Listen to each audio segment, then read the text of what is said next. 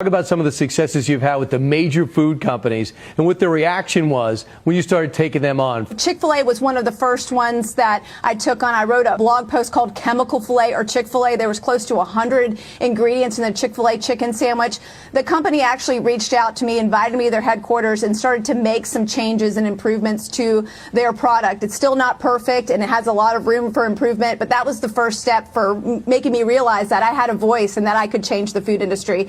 And then from there, I took on Kraft macaroni and cheese, one of the most iconic meals in America, and I asked them to remove artificial food dyes. They were already not using artificial food dyes in Europe, because in Europe there's a warning label if you use an artificial food dyes that says may cause adverse effects on activity and attention in children. Right.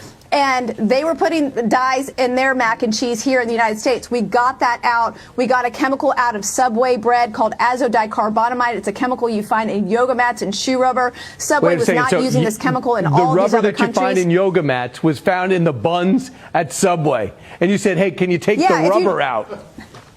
Yeah, well, you know, if you turn a yoga mat sideways, you see evenly dispersed air bubbles. Well, it was doing the same thing in bread. This was a chemical that when it's heated, it turns into a carcinogen. Wow. It does not belong in our food. It's definitely not eating fresh.